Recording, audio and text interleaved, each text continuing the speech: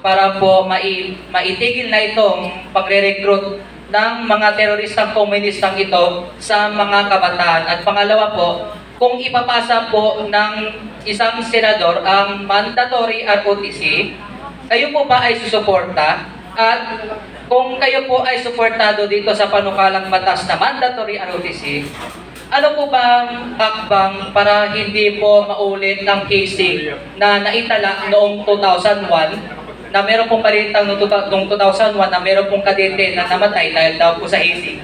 Ano po bang hakbang po ninyo at batas po ninyo upang hindi na po maiulit ito? Maraming salamat po. Thank you. Yung unang-una, yung batas na ipapasa. Alam mo ninyo, maganda na yung executive order na pinasa ni Pangulong Duterte na nagtatag ng NTF-ELCAC. Ito po ay trabaho na ng executive. Dapat ito, lalo pang palawigin, ondohan, palakasin ng gobyerno, ng executive department. Hindi na po ito usaping legislatura sapagkat meron ng executive order na pinasa at pinirmahan si Pangulong Duterte. Dapat siya ipagpatuloy. I agree with you. Maraming mga kabataan na naliligaw ng direksyon dahil agresibo na naman yung mga grupong makakaliwa na ang nais ay pabagsakin ang gobyerno kahit sino pa ang Pangulo. Am I for the ROTC? Yes. Para ako sa ROTC. Sang-ayon ako na magkaroon ng military training ang ating mga kabataan. Bakit? Sapagkat dapat yung ROTC, kasi produkto rin ako ng ROTC, dinaanan ko yan. At ang layunin ng ROTC, parang sa high school, yung I just do not know how do you call it now. Noon ay yung Citizens Army Training, yung CAT, at yun sa high school pa lamang. That inculcates patriotism sa ating mga kabataan. Tinuturuan tayo ng pagmamahal sa bansa at tinuturuan tayo maging handa ipagtanggol ang ating bansa laban sa external and internal threat. And para naman sa ating mga kabataan, hindi lang naman sa Pilipinas yung ROTC. In fact, in many countries all over the world, even in Singapore, meron silang mandatory rendition of actual military service. I think in Israel, 3 years. I think in Singapore, 2 or 3 years. Kinakailangan magsilbi ka muna sa armed forces ng Israel, sa armed forces ng Singapore, bago ka makapagtrabaho sa labas. So dito makikita mo na yung pagsisilbi sa bansa, pangunahin yan obligasyon yan ng bawat Pilipino. At yan ay dapat, sang-ayon ako sa ROTC. Paano masasawata yung hazing? I think yung ating hazing law is sufficient for now.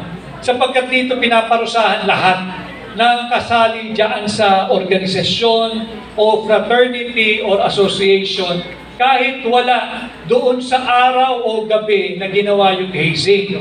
Basta't nagkaroon ng hazing, lahat ng kasali sa grupong yan, kahit present o absent ka during the time of hazing, mananagot ka. So I think it's all a matter of enforcement now, and it's up to the colleges and universities that will be hosting yung ROTC na bantayan yung kanilang respective officers na nagsasagawa ng ROTC training sa ating mga kabataan. So last follow-up question na lamang po. May nakikita po sa mga comments na may mga kabataang tutol sa ROTC kasi ito daw po ay gagamitin ng mga kabataan upang isabak sa giyera kung sakali man. Huwag naman po sanang maputok yung giyera mula sa China at Pilipinas.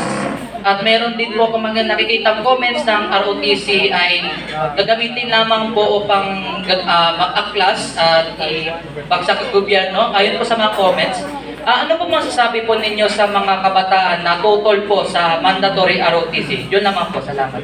Walang masama doon sa ROTC, sa ating mga kabataan. Walang masama yung magsilbi tayo sa ROTC. In fact, napakabait na nga ng ating mandatory ROTC. Sapagkat ulitin ko sa ibang bansa, kahit sa Singapore na hinahangaan natin, kahit ang mga kabataan, hinahangaan yung bansang Singapore. Let's look beyond sa nakikita natin sa Singapore. Yung Singapore, mandatory yung kanilang mga kabataan na magbigay serbisyo sa kanilang military. Mga pababae, mga palalaki, kinakailangan magsilbi. Kahit sa Israel. Sapagkat obligasyon ng bawat mamamayan ng kanyang bansa na maging handa na magtanggol ang kanyang bansa laban sa internal or external threat. And there is no truth to that loose talk na yung ROTC ay gagamitin para pabagsakin ang gobyerno. Hindi. Ang tinuturo nga ng ROTC ay ang pagsasakripisyo at higit at lubos na pagmamahal sa bansa. So kabaliktaran, yung ikinakalat na balitang yan, baka yan, kinakalat ng mga gusto makapag-recruit na makakaliwang grupo para magpalakas ng kanilang hanay at pahinain ang programa ng ROTC. Pero walang masama sa ROTC. I am all for the ROTC.